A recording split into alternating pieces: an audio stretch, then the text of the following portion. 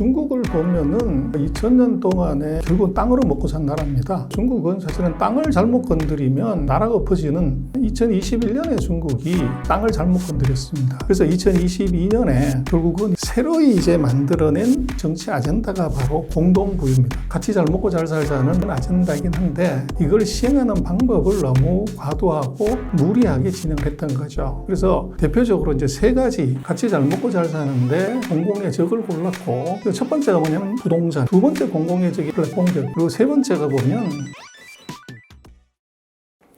네, 중국경제금융연구소의 전병서라고 합니다. 중국 경제와 금융을 연구하고 있습니다. 최근 이제 중국의 실리콘밸리라고 불리우는 선전시에 노숙자가 가득하다 이런 기사들이 나오고 있습니다. 이제 우리나라로 치면 판교 같은 느낌인데 어떻게 그런 최첨단 IT 산업단지에 노숙자가 이렇게 있다. 저희로서는 상상이 가지 않는데 대체 어떻게 가능한 건가요? 일반적인 상황은 아닌 것 같고요. 지금 전 세계적으로 빅테크 업체들이 약간 어려움이 겪고 있는 건 분명하고 중국 같은 경우는 정부의 규제가 있었기 때문에 이 빅테크 기업들이 감원을 하거나 이런 경우는 이제 있었고요. 그러나 사회주의 특성상 길거리에 노숙자들이 장기적으로 거주를 하거나 그런 상황은 상상하기 어렵습니다. 제가 2주 전에도 베이징하고 샹하이를 이제 다녀왔었는데요. 그 노숙자들이 길거리에서 노숙을 그렇게 한다? 그런 것은 찾아보기 어려워요. 그래서 아마 이제 특정한 기간에 일정한 지역에 있는 것들을 이제 전체인 것처럼 이제 방송을 하게 되면 그렇게 보게 되죠. 그래서 가득하다 이런 것은 조금 과한 것 같고요. 청년 실업률이 이제 좀 높아졌다. 그리고 이제 빅테크 기업들 중국 같은 경우는 그런 이제 규제 상황 때문에 그런 해고라든지 감원 조치, 구조조정 조치의 여파가 조금 있었다. 이렇게는 볼 수 있을 것 같아요. 최근에 중국 제조업 PMI 지수가 3개월 연속으로 위축 발표됐고 그리고 홍수 등 여러 가지 자연재해 문제도 있고 이어서 이제 내수 소비 불안까지 이야기가 나오고 있는데 안팎으로 굉장히 불안해 보이는 상태인데 중국 경제가 현재 괜찮다고 볼 수 있을까요? 지금 그 설익은 사과 같은 느낌? 이 햇사과가 나오면 이제 겉은 아주 멀쩡하지만 안은 이제 보면 신 그런 느낌이 있죠. 지금 중국 경제는 그런 느낌 아닌가 싶어요. 그래서 겉으로 보기에는 괜찮은 상반기에 5% 성장을 했어요. 그리고 이제 2분기에 1분기에 5.3에서 2분기에 4.7을 했는데 이 정도 성장률이면 전 세계에서 주요 국가들 중에서 인도 하나 빼놓고는 가장 높은 성장이에요. 그래서 그런데 무슨 문제가 있냐 이제 이런 건데 그리고 또 이제 서방 언론에서 많은 그 4.7%를 가지고서 이제 중국 경제 위기다 이런 얘기를 했지만 그래서 왜 5%를 못했냐는 건데 금년 초에 골드만삭스, OECD, IMF, 월드뱅크 중요한 전 세계 예측 기관들이 중국 경제 성장률을 5% 이상 본 데가 없어요. 그래서 4.7이면 선방했다고 사실은 봐야죠. 근데 이제 이게 그 1분기가 5.3이 나오는 바람에 이 예측치를 다 올렸다가 그 4.7이 나오니까 이제 실망했다 이런 얘기를 하는데 그 지금 방금 말씀하신 그 PMI를 보면 지금 왼쪽에 있는 것이 제조업 PMI인데 50이 기준점입니다. 그래서 2023년 들어가지고 이 PMI가 이제 50 밑으로 내려가서 2024년 들어서도 일사복인 정도만 52로 잠깐 올라갔다가 지금 7월 같은 경우에 49.4. 그래서 이게 이제 50을 못 넘어갔다는 거죠. 그래서 지난달보다 이제 이번 달 경기가 좋다고 그러면 51, 50 이상이고 나쁘다 그러면 50이하를 쓰게 되는데 그런 이제 측면에서 놓고 보면 중국 제조업이 어떻게 보면 최근 이제 2023년 이후로 이 굉장히 이제 슬로우 다운하는 그런 느낌이 있고 그리고 지금 중국 같은 경우는 이제 제조업의 나라이긴 하지만 경제 규모에서 차지하는 이제 서비스업 이거 비중이 이제 50%에서 60%를 가는 서비스 대국입니다. 그래서 이제 서비스 PMI가 실제로는 크게 영향을 주는데 서비스 PMI는 그런 대로 50 이상이긴 하지만 그 50 언저리로 떨어지고 있다는 거죠.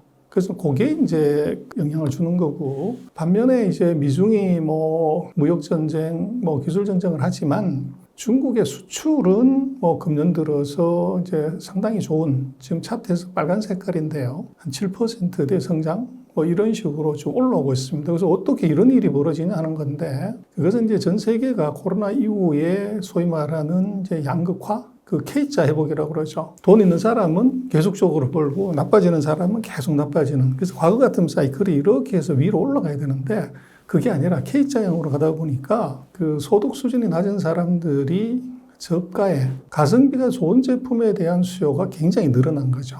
그래서 그것은 뭐 한국도 그렇고 전 세계가 비슷한 상황인데, 그러다 보니까 이 중저가의 제품들의 수요를 맞춰주는 나라가 중국이고, 그러다 보니까 중국산 제품의 수요가 굉장히 크게 늘어난 것, 그게 이제 수출은 좋은 거고요. 그래서 뭐 한국 언론에도 그렇고 중국 경제 위기다, 이제 이런 얘기들을 많이 하는데, 그것은 이제 정확하게 얘기하자면 지금 같은 위기는 중국은 그 사이에 4번 있었습니다. 그래서 이게 이제 어떤 위기냐 그러면 그 명목 성장률이 실질 성장률보다 낮은 것. 그래서 그 4.7%, 5%대 성장은 요게 이제 실질 성장률이긴 한데, 물가를 가늠하면 요게 5%가 아니라 4.7 정도? 그래서 디플레 느낌이 있다는 거죠. 그래서 그런 현상은 97년, 2009년, 이제 2015년, 2021년 4번 있었고, 그래서 지금 이제 그 디플레 느낌이 있는데, 그래서 요거는 이제 과거의 4번의 경우하고 비교를 해보면 그 기간이 얼마나 긴가를 보면요, 역대 최대로 길었던 것이 이제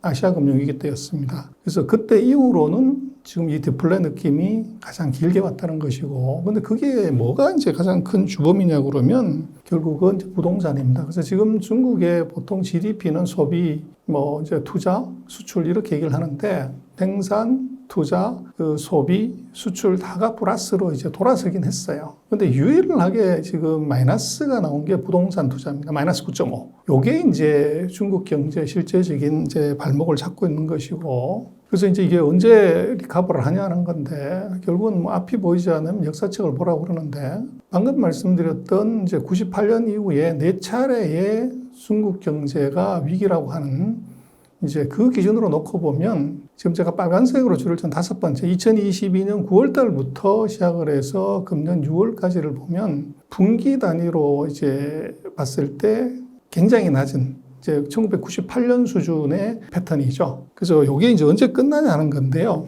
결국은 이제 98년에 가장 길었던 것, 그 다음번 2번째로 이제 지금 그 디플레 느낌이 있는데, 보시면 지금 파란 색깔이 요게 이제 98년 상황이고, 지금 붉은색이 요게 이제 2024년 상황입니다. 그렇게 보면 그 마이너스에 도달했던 시점이 그 98년 같은 경우는 7번, 그 7분기 만에 이제 이게 플러스로 전환을 하고요. 지금 이번 같은 경우는 5분기 정도 마이너스입니다. 그래서 지금 이제 다음 한 분기, 이제 6번째가 이제 어떻게 되냐가 굉장히 중요한데, 지금으로 봐서는 중국 경제를 보면 앞으로 한 분기에서 2분기 정도가 아마도 변곡점이 될 가능성이 굉장히 높고, 그래서 중국 정부도 여기에 대한 이제 경각심이 굉장히 커졌습니다. 그래서 금년 특히 2분기 들어서는 이제 부동산이든 경제정책이든, 또 7월달 들어서는 이제 내수가 한 자릿수로 떨어지면서 내수 경기 부양책을 쏟아내고 있기 때문에 아마도 3분기에 이제 끝자락 정도를 가면 아마도 변곡점을 보여줄 수 있지 않을까, 그렇게 생각을 합니다. 앞서도 살짝 이제 언급을 해주셨지만 중국 부동산 시장이 요즘 되게 위기라는 이야기가 많이 들리고 있습니다. 한동안은 이제 중국 경제 성장을 최선전에서 이끌었던 부동산 시장이지만, 이게 붕괴되면서 뭐 중국 최대 건설사인 헝다가 파산하고 빈지 뭐 수천만 채 이른다 이런 기사도 많이 나왔었는데, 현재 중국 부동산 시장의 실태는 어떠한가요? 그래서 이제 뭐 중국을 보면은 뭐 2000년 동안에 결국은 땅으로 먹고 산 나라입니다. 농업사회이기 때문에 이제 농민들의 그 골기 뭐 이런 것이 왕조를 바꾸는 일이었고, 지금 사회주의 신중국도 이제 공산당이 농민들한테 땅을 이제 공짜로 나눠줄게, 이렇게 하면서 건국한 나라죠. 그래서 중국은 사실은 땅을 잘못 건드리면 이게 이제 나라가 엎어지는 그런 이제 중대한 일이긴 한데, 2021년에 중국이 땅을 잘못 건드렸습니다. 그래서 2021년에 중국이 이제 시진핑 3기 정부가 2022년부터 출범하는데, 정치는 뭐 아젠다죠. 2022년까지 이제 한 10년 동안 중국을 통치하는 시진핑의 아젠다는 중국의 꿈이었습니다. 그래서 힘을 길러서 이제 위대한 중화민족의 부흥, 뭐 굉장히 그 로지한 그림이죠. 그러나 이제 서민들은 뭐 그거 나하고 무슨 상관이냐. 내 생활 뭐 나아진 거 있어? 이제 이렇게 본 겁니다. 그래서 중국은 주석 임기가 뭐 우리는 종신일 거다 이렇게 생각하는 그렇지 않고요. 헌법에 명확하게 주석 임기는 5년 임기에 한 번 연임할 수 있다 이렇게 돼 있었어요. 그래서 그게 최근 30년간 내려온 이제 헌법의 규정인데 2018년에 시진핑이 이 규정을 바꿨습니다. 뭘 바꿨냐면 한 번 연임할 수 있다고 하는 중임 규정을 삭제를 시켜버린 거죠. 그러면 이론상으로 3년임, 4년임, 5년임 할 수 있는 것이고 그래서 2022년에 이제 그 상기 정부가 들어설 때 결국은 이제 뭐 듣기 좋은 꽃노래도 10년 하면 그렇죠. 그래서 새로이 이제 만들어낸 정치 아젠다가 바로 공동부유입니다. 그래서 다 같이 잘 먹고 잘 살자. 그래서 뭐 듣기에는 굉장히 이제 뭐 어필을 하는데 그런 그것은 이제 뭔가 시범을 보여줘야 되는 거죠. 그래서 중국도 이 양극화가 굉장히 심각합니다. 뭐 상위 소득 10%의 사람들의 소득이 나머지 50%의 소득보다 더 커지는 그런 양극화 상황이었기 때문에 같이 잘 먹고 잘 살자는 굉장히 어필하는 아젠다이긴 한데 이걸 시행하는 방법을 너무 과도하고 무리하게 진행을 했던 거죠. 그래서 대표적으로 이제 세 가지 같이 잘 먹고 잘 사는데 공공의 적을 골랐고 이 적을 세게 이제 규제를 했습니다. 그래서 중국은 뭐 정부 힘이 워낙 세니까 첫 번째가 뭐냐면 부동산입니다. 그래서 우리도 그렇습니다만 부동산업이 이제 고수익이고 또 거기에 종사하는 사람들이 굉장히 이제 많은 돈을 번 뭐 이런 상황이었기 때문에 부동산 규제를 아주 세게 들어가 버린 거죠. 그래서 보통 중국은 부동산을 이제 뭐 규제를 한다고 하도 한 1년 반 정도 규제하면 그걸 풀었는데 이번에는 내리 3년 동안 규제를 해버린 겁니다. 그러다 보니까 부동산 시장이 완전히 이제 죽었고 두 번째 공공의 저기 떼돈 버는 혼자서 떼돈 버는 이제 기업이 또 하나 있는데 그게 뭐냐면 플랫폼 기업입니다. 그래서 알리바바나 탄센트 같은 플랫폼 기업은 이것은 산업의 속성상 소위 말하는 위너 테이크스 1등이 다 먹는 시장인데 이거를 이제 제재를 했던 거죠. 그리고 세 번째가 보면 이제 부모님들의 등골 빼는 소위 말하는 사교육. 이제 가외가 중국도 굉장히 이제 셉니다. 그래서 중국의 이제 스카이라고 하는清华대학, 뭐 이제 북경대학,复旦대학 들어가려면 초등학교 때부터 가외하는 거죠. 그래서 부부 합산 소득의 뭐 30~40%를 이제 가외에 쓰는 이런 일이 벌어지다 보니까 이 세 가지를 이제 손을 보면은 이게 이제 공동부유의 어떤 이제 시금석이 되겠다 이렇게 생각해서 이걸 세게 규제를 해버린 거죠. 근데 문제는 중국 같은 경우는 우리도 그렇습니다만은 이 부동산 그 집안채가 또 중국은 이제 집에다 저축을 하는 거죠. 은행 금리가 뭐 1% 세금 떼고 나면 1%한테 낮은 금리이기 때문에 이 번 돈을 이제 어떻게 보면은 집을 사면서 집값의 상승 이걸로 이제 재산이라고 생각을 했는데 이걸 내리 3년 반 동안 규제를 하는 바람에 집값이 폭락하는 일이 벌어졌고 그래서 집값이라는 게 떨어지면 아무도 집을 안 삽니다. 올라가면 서로 살려고 난리지만 그러다 보니까 3년 반 동안에 이제 규제를 하는 과정에서 부동산 회사들의 이제 대거 부도 심지어 1위 하는 부동산 회사의 부도가 나타난 거죠. 그 100대 부동산 회사들의 매출을 보면 부동산 규제를 시작했던 2021년부터 이제 중반부터 마이너스가 나와서 이게 이제 2024년까지 이제 내리 3년 동안 요게 마이너스가 나왔고 그래서 최악의 상황은 금년 1, 4분기였던 것 같아요. 그리고 지금 같은 경우는 이제 모든 부동산 규제 조치를 다 해제를 했습니다. 하고 이제는 이제 반대로 스탠스를 바꿔가지고 이제 부동산 경기 부양책으로 이제 돌아섰고 그러나 문제는 부동산 가격이 이게 이제 떨어지면 사람들이 손이 안 나가는 거죠. 그래서 지금 가격이 계속 떨어지고 있어서 이제 언제 이게 바닥을 치냐 이게 중요한데 제가 7월 달까지 데이터를 체크해 보니까 규제하기 전에 2021년에 7월 달 매출액을 100이라고 그랬을 때 지금 2024년 7월 달 100대 기업의 매출액이 30%밖에 되지 않습니다. 그래서 70%만큼 매출이 줄어든 거죠. 그 얘기는 사람들이 집을 안 산다는 얘기입니다.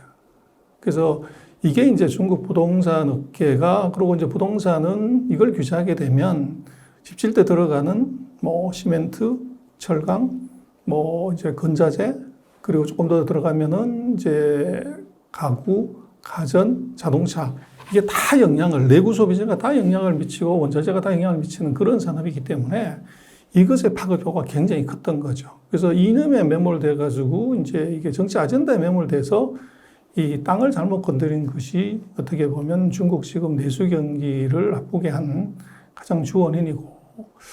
그래서 최근에 조금 다행스러운 거는 보시면은 이제 오른쪽 차트가 주택 재고 면적입니다. 그래서 2015년, 16년에 이제 불황 때 부동산 재고 면적이 사상 최대였어요. 근데 이번 이제 2024년에 그거를 조금 더 넘는 정도로 재고가 많았습니다. 근데 최근 이제 한 3개월 동안에 그 재고 면적이 조금씩 줄어들고 있습니다. 그래서 이거는 무슨 얘기냐 그러면 이제 저점 매수를 한다는 거죠. 그래서 집값이 많이 떨어졌기 때문에 뭐 대도시, 중소도시 할 것 없이 그래서 이 정도 떨어졌으면 된다. 이제 그런 느낌이 있어서 이제 사람들이 집을 조금 사기 시작했다. 이게 조금 좋은 시그널이고 또 정부가 이제는 완전히 이제 스탠스를 바꿔서 규제가 아니라 집을 사라. 그래서 금리도 낮춰주고 중국 같은 경우는 이제 집을 살 때 그 선수금 30%를 내고 70%를 30년 이제 모기지로 사는 우리보다 훨씬 더 집 사기가 좋은 구조인데 최근에 중국은 이제 선수금 30%를 15%로 낮춰줬습니다. 그러면 원래 집을 한 채 살려고 돈을 30% 준비를 했으면 지금은 두 채를 살 수 있게끔 된 거죠. 그래서 이제 구매 여력은 높여놨는데 그 대신 집을 살려고 하면 집값이 떨어지는 것이 아니라 올라가는 시그널이 보여지면 이제 그때 매수가 더 늘어나게 되는데 아직은 집값이 떨어지고 있고 그러나 이제 소위 말하는 스마트머니들은 이제 집을 조금씩 사고 있고 또 일부 대도시 지역에서는 거래량이 조금 늘어나고 있다. 이제 요게 아마 그런 이제 저점 매수의 느낌이 요게 조금 있다 그렇게 보이십니다. 그리고 이제 역사적으로 보통 이렇게 나라가 안팎으로 어려운 경제 상황에서는 그 나라의 정부는 이제 곳간을 풀어서 경제를 살리기 위해 노력을 하는 경우가 많은데요. 근데 이제 그것도 기존에 빚이 없어야 이제 가능한 말일 텐데 현재 중국의 국가, 기업 그리고 가계 부채 수준은 어느 정도일까요? 지금 제가 체크를 해봤을 때 3월까지 1분기가 343%입니다. 근데 이게 이제 어떤 정도 수준이냐 그러면 일본이 GDP 대비 부채 비율이 414%고 프랑스가 273%입니다. 그러고 이제 그 다음번에 중국이 343%로 세계 한 3위 정도? 그 정도고 이제 우리 한국은 273, 미국은 253. 근데 여기에서 이제 제가 빨간색으로 이제 중국 부채 1, 2라고 해놓은 것은 1은 그냥 정부 부채만 있고 2는 지방정부가 이제 숨겨놓은 부채, 요까지를 포함했을 때 343, 포함하지 않았으면 295. 이제 그런 정도라고 보여지고요. 그래서 지금 중국의 부채 수준은 일본보다는 낮고 프랑스하고는 비슷하다. 근데 이제 뭐가 이제 문제가 되냐 그러면 그 기업 부채입니다. 기업들이 부채를 얼마를 졌냐면 GDP 대비해서 174%인데 요거는 프랑스가 153%고 일본이 116, 우리 한국이 124인데 이게 전 세계에서 가장 높습니다. 그래서 요게 이제 뭐 서방 언론에서 많이 얘기하는 게 기업 부채 때문에 중국 망한다 이런 얘기를 하는데 근데 이것은 뭐 항상 이렇게 높았고 그래도 안 망하는 이유는 뭐냐면 이걸 우리가 조금 이제 다르게 봐야 되는 것은 중국은 그 대출을 해간 기업이 60%가 다 국유기업이 빌려간 겁니다. 그래서 국유기업의 대주주는 국가죠. 그리고 중국의 중요한 아마 시청자들이 알고 계시는 공상은행, 건설은행, 뭐 중국은행은 모든 중국의 은행은 국가은행입니다. 우리 같으면 산업은행 같은 거죠. 그러다 보니까 국가가 망하지 않으면 중국의 은행 산업은 망하지 않는 그런 구조로 돼 있어요. 그래서 증권회사도 마찬가지고 보험회사도 마찬가지고 그 대주주는 전부 국가입니다. 그 재무부라든지 뭐 회신공사 같은 그런 거기 때문에 그래서 중국은 금융기관이 국가 거다 이렇게 보시면 되기 때문에 그 중국의 기업 부채가 높더라도 국유 국가은행이 국유기업에 대출해 준 것이 60%가 넘는다. 그래서 이게 부도가 나도 국가가 책임지기 때문에 그래서 예를 들면 우리 산업은행이 예를 들면 이제 한전이나 도로공사, 철도공사 이런 데다 대출을 해준 거다. 이제 이런 쪽으로 보는 게 맞고요. 그래서 서방 세계하고 똑같이 민간 기업이 그렇게 많이 대출해서 부채비를 이렇게 놓는 것은 그 잘못된 거고요. 반대로 이제 가계 부채를 보면 중국이 한 64%로 뭐 G7 국가들에 비해서 훨씬 낮습니다. 그리고 한국이 지금 102%인데 뭐 이게 굉장히 높은 수준이죠. 그래서 중국 같은 경우는 한국보다는 한 30-40% 낮은 수준이고 그다음에 정부 부채는 이게 중국이 그 숨겨놓은 지방정부 부채를 뺀다고 하면 뭐 전 세계에서 한국 다음으로 이제 낮은 수준이고, 지방정부가 이제 지방의 어떤 이제 대출을 하기 위한 기구를 만든 거, 그까지를 포함하면 한 105% 되는데, 요것은 선진국하고 비슷합니다. 프랑스가 105%, 미국이 102%, 일본이 230%입니다. 그래서 이제 지금 중국을 놓고 보면 어쨌거나 이게 정부의 부채 비율이 이게 낮기 때문에 경기 부양에 정부가 재정 정책을 굉장히 세게 쓸 수 있는 룸이 있다. 이제 그렇게 볼 수가 있습니다. 그래서 중국이 뭐 부채 때문에, 특히 기업 부채 때문에 중국이 망한다, 이것은 너무 과장이 돼 있다. 이제 그렇게 볼 수 있고, 오히려 조금 더 주목해 봐야 되는 것은 정부 부채가 상대적으로 낮은 수준이기 때문에 경기 회복에 정부가 어떤 역할을 하는지, 재정 정책을 어떻게 쓰는지, 이게 굉장히 중요한 관전 포인트가 될 것 같습니다. 중국 가계부채가 낮은 게 약간 장기 부동산 침체와도 좀 연관이 있다라고도 볼 수 있겠네요. 그것하고는 약간 다른데요. 그 부채 비율이 낮다는 것은 금리가 너무 낮기 때문에 은행에다 예금을 많이 한 거고요. 그래서 부동산 같은 경우는 최근에 보면은 작년 7월 달 같은 경우에 보면 은행의 예금 순증이 한 30조 위안 정도 늘어났어요. 순증가가. 그래서 그게 왜 그랬나를 보면은 이제 부동산에 대한 투자 또는 이제 주식시장에서 투자가 다 빠지니까 은행으로 돈이 숨어버린 거죠. 근데 그 규모가 얼마냐고 그러면 중국의 GDP가 한 120조 됩니다. 근데 GDP의 4분의 1 되는 돈이 실물 경제나 금융으로 안 가고 은행에 가서 잠자고 있는 거죠. 그게 이제 부동산이라든지 증시가 어떻게 보면 다른 나라와 달리 힘을 못 쓰는 가장 중요한 이유고, 그래서 그것은 뭐 그 부동산의 경우도 말씀을 드렸지만 주식이든 부동산이든 올라간다 그러면 다 사고 싶어 하는데 떨어진다 그러면 정말로 뭐 개미 새끼 한 마리 없을 정도로 썰렁해지죠. 그래서 중국이 이제 정부가 이 부동산을 잘못 다루었다고 하는 것이 바로 그겁니다. 너무 과도하게 이제 정치 아젠다에 몰입돼서 3년 반 동안에 규제를 했던 것이 이게 아주 이제 치명적인 도구로 작용을 한 거고, 또 사람의 마음이라는 게 한번 틀어지면 이게 풀어지는데 굉장히 긴 시간이 걸리는데, 뭐 이제 한국 같은 5천만이 아니라 중국은 14억의 이제 인구들이 그게 마음이 풀어지는데 훨씬 더 긴 시간이 걸릴 수가 있는 거죠. 이렇게 어려운 현실 속에서 지난 7월에 중국의 미래 전략을 수립하는 3중 전회의가 이제 진행이 되었었는데, 그 회의에서 현재 중국의 상황을 타개할 전략으로 어떤 것이 제시되었나요?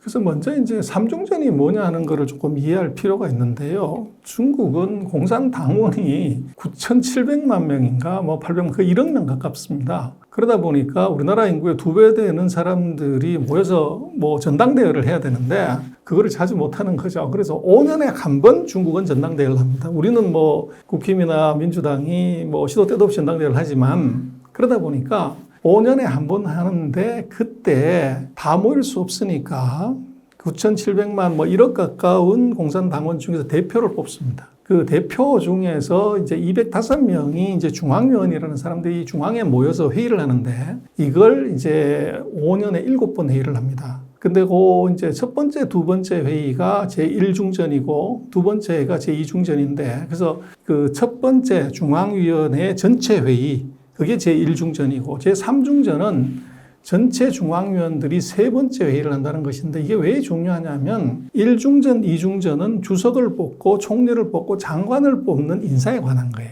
근데 3중전은 바로 앞으로 5년 동안에 중국 경제를 어떻게 가져갈까 하냐는 방향성을 설정하는 회의입니다. 그래서 경제정책이 어떻게 되냐는 3중전 회의를 봐야 되고, 그래서 이제 주목을 많이 끌었던 것인데, 그 이유는 중국 경제가 표면상으로는 괜찮아 보이지만 내부적으로는 이제 수요가 좋지 않아서 이 내수 회복이 더딘 점, 이 부분을 모두가 이제 관심 있게 보고 있었고, 그러다 보니까 중국 정부가 무슨 정책을 할 거냐가 이제 이게 굉장히 관심이 된 거죠. 그래서 중국이 그 당대회를 5년마다 하고, 그리고 이제 그 사이에 3중전을 하는데 19대 당 그 3중전 회의에서는 2018년 뭐 본회의입니다만은 요때 이제 개혁을 심화하겠다. 이제 그 아젠다는 뭐냐면 이제는 양적 성장이 아닌 질적 성장을 하겠다. 요게 이제 핵심 키워드였고, 이번에 이제 원래는 2020 작년에 삼중전을 해야 됩니다. 근데 요거를 1년 동안 지각해가지고 2024년에 지금 한 거예요. 그래서 왜 그렇게 했냐면 여러 가지 이유가 있겠는데 지금 나온 얘기는 그 중국식 현대화를 하겠다. 이렇게 얘기를 했어요. 그래서 우리가 들을 때는 무슨 귀신 신하나 까먹는 소리냐. 그래서 굉장히 추상적인 단어를 이제 언급을 했는데 그러다 보니까 뭐 중국이 삼중전 회의를 뭐 이게 하는 동 마는 동 했다. 서방은 별 의미 없다. 이렇게 많이 보지만 그 이유를 보면요.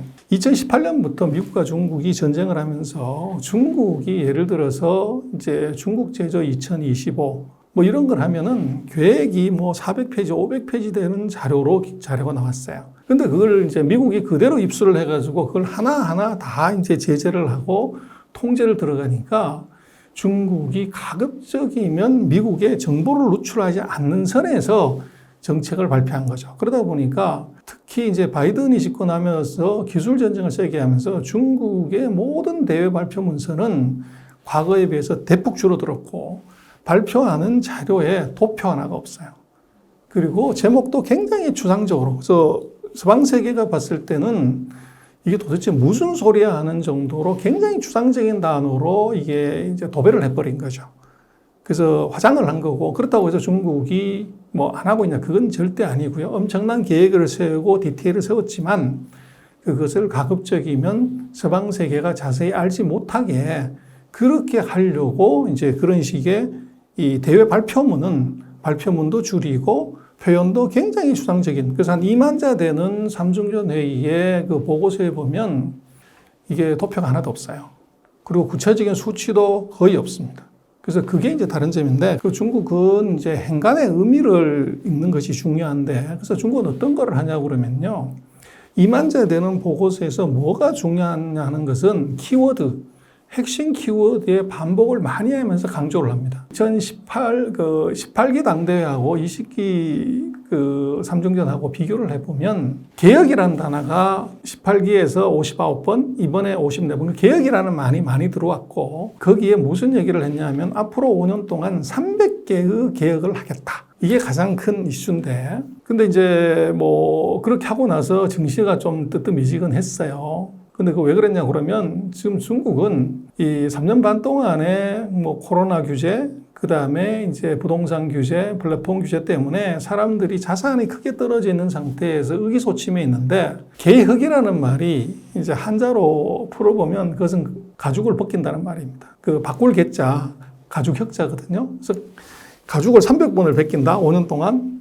그러면 1년에 50번씩 가죽을 벗긴다는 얘기인데 그러면 이제 한 달에 이제 몇 번씩 가죽을 벗기는 고통이 있어야 되는 거죠. 그러니 좀 시큰둥합니다. 그래서 이제 중국 같은 경우는 이번에 보면은 그것 말고 지난번보다 이번에 더 삼중전에서 강조한 단어가 있는데 첫 번째가 안전, 국가 안전, 그러니까 미국과 전쟁하기 때문에 두 번째가 교육, 세 번째가 리스크 관리, 네 번째가 국방입니다. 그래서 이건 이제 중국과 미국의 전쟁을 상정한 앞으로 5년의 계획이라는 거죠.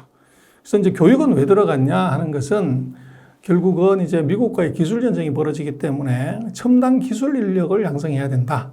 이제 요게 있는 것이고 또 결국은 잠재적으로 나중에 경제 전쟁이 아니라 이제 군사적인 충돌이 일어나려면 국방력을 강화해야 된다. 이제 요게 그 삼중전에서 굉장히 많이 언급된 내용이고 그래서 이것이 이제 뭐 중국의 경제 심리에는 크게 이제 충격을 못 줬던 것이 바로 지금 중국이 국민들의 입장에서는 300개의 개혁이 아니고 300개의 안심, 어떻게 보면 우왕청심환을 좀 줘야 되는데 가죽을 또 벗긴다 그러니까 이게 조금 쇼크를 받은 거죠. 그러나 이제 우리가 주의해 봐야 되는 것은 새로 또 나온 단어 하나가 신질 생산력. 그래서 우리가 들을 때는 이건 무슨 말인지 이해가 안 가요. 이걸 갖고서 중국의 경제 위기를 탈출하고 국가 안전을 만들고 경제 성장을 하겠다는 얘기인데 이게 결국은 기술혁명을 하겠다는 겁니다. 그래서 지금까지 중국은 이제 서방 기술, 미국이든 일본이든 한국이든 유럽 기술을 베낄 수 있으면 베끼고 살 수 있으면 사고 또 얻을 수 있으면 얻고 그렇게 해서 이제 왔지만 앞으로 첨단 기술은 어떤 기술도 이제 미국과 미국의 동맹들이 주지 않을 거다. 그래서 이제 자체적으로 이제는 이제 기술력을 키워야 된다. 그게 이제 소위 말하는 전략 신흥 산업입니다. 그래서 차세대 정보기술, 인공지능, 바이오, 신소재, 신에너지, 첨단 장비 뭐 이런 것들인데 이번 삼중전에서는 이것 말고 플러스 알파를 더하게 되면 이게 바로 미래 산업입니다. 그게 뭐냐면 휴노이드 로봇, 저공경제, 그 BCI라고 그러죠. 뇌하고 컴퓨터 인터페이스, 메타버스, 그다음에 퀀텀 양자 기술, AI, 바이오 제조 뭐 이런 것들입니다. 그래서 중국은 지금 이제 그 세계 2등 하는 경제 규모고 또 제조업에서 세계 1등이긴 하지만 자본과 노동을 투입해 가지고 생산량을 늘리는 것들은 이미 어느 정도 한계에 왔다고 보고 이제는 이제 요소 생산성 그래서 프로덕티비티를 올리는 쪽으로 가자고 그러면 그것은 반드시 기술이 들어가야 됩니다.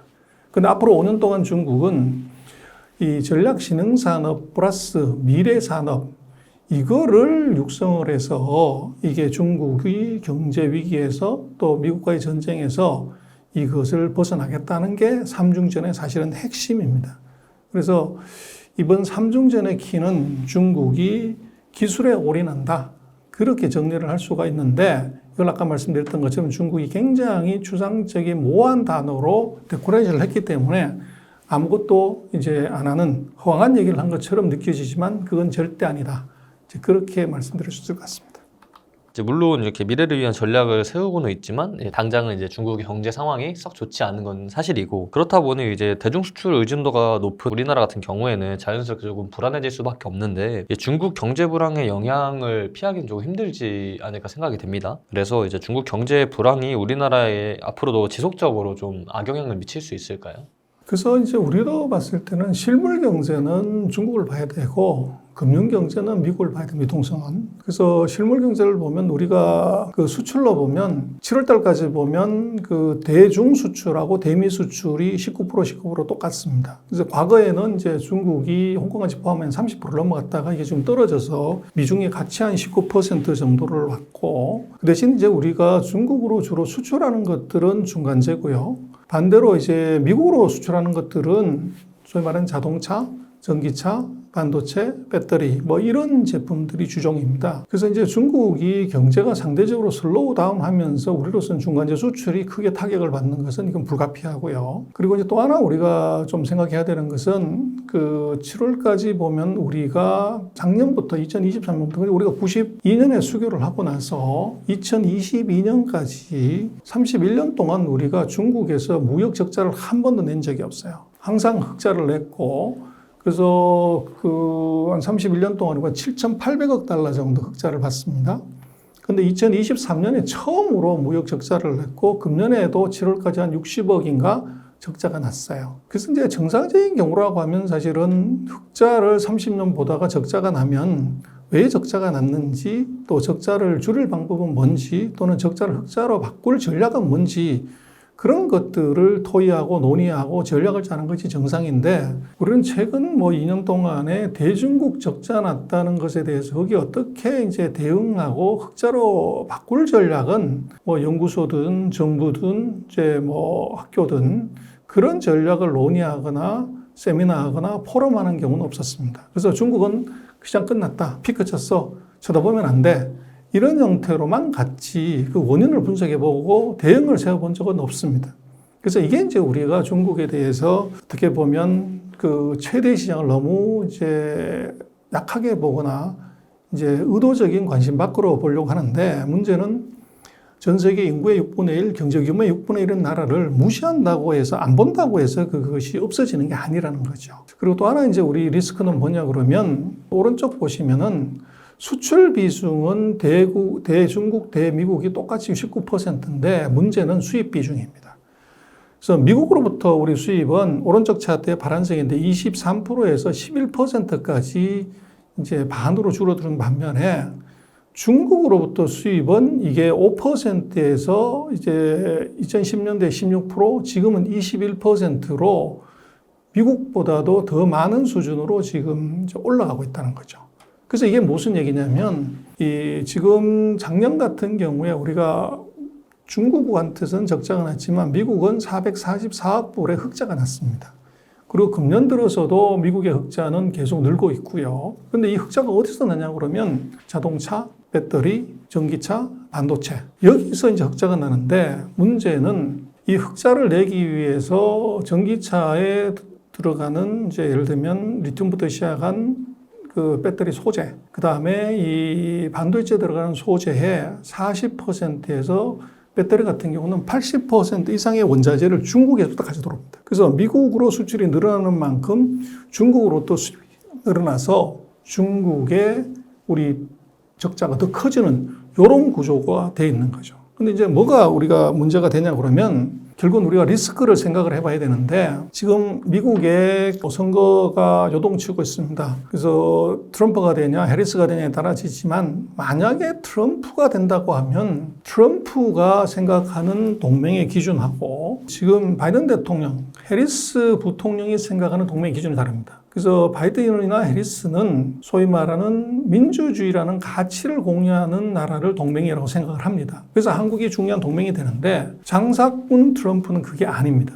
첫 번째, 미국에서 그 친구로 하는 것은 우리 노동자들이 어떻게 보면 직업을 많이 갖게 되고 어떻게 보면 우리 거를 많이 사주는 그 얘기는 무역수지 흑자를 많이 내는 나라는 우리 친구가 아니다. 그래서 중국과의 전쟁을 시작한 것도 과도한 무역수지 적자. 전 세계에서 주요 국가 중에서 중국이 가장 많은 무역수지 흑자를 가져갔기 때문에 싸움을 시작한 건데 지금 금년 들어서 놓고 보면 전 세계에서 대미 무역 흑자가 가장 빠르게 늘어나는 나라가 우리 한국입니다. 그럼 트럼프 입장에서는 한국은 손을 봐야 될 1순위에 들어갈 가능성이 높아요. 그리고 두 번째로는 지금 미국이 뭐 여당이든 야당이든 마구 이제 퍼주기를 합니다. 그래서 재정적자가 뭐 1조 달러 이상 나기 때문에 그럼 부족한 재정적자를 결국 국채를 발행해서 메우게 되는데 지금 전 세계가 다가 미국 국채를 슬슬 팔고 있다는 거죠. 과거에는 이제 최대의 국채 구매자가 중국이었다가 중국이 내리 3년 동안 지금 파는 바람에 이제 일본이 세계 1등인데 일본도 최근에는 미국 국채를 팔고 있고 유럽도 팔고 있는 상황입니다. 그래서 그렇게 되면 미국 입장에서는 국채를 사줄 수 있는 이제 큰 손들이 없어지기 때문에 미국의 친구는 이것은 미국 국채를 많이 사주는 나라. 이게 이제 어떻게 보면 그 동맹의 범주 안에 들어간다는 거죠. 그런 느낌으로 보면 우리로서는 우리도 국채를 줄였기 때문에 1차적으로 트럼프가 됐을 때 우리는 굉장한 리스크를 이제 중국한테서 해야 되는 그런 보복의 리스크가 우리한테도 예외 없이 적용될 수 있는 가능성이 있다는 겁니다. 그래서 우리가 중국으로부터의 이제 무역 흑자의 감소 혹은 적자 전환, 미국으로부터의 적자의 대폭적인 증가가 이게 반드시 바람직한 것이다.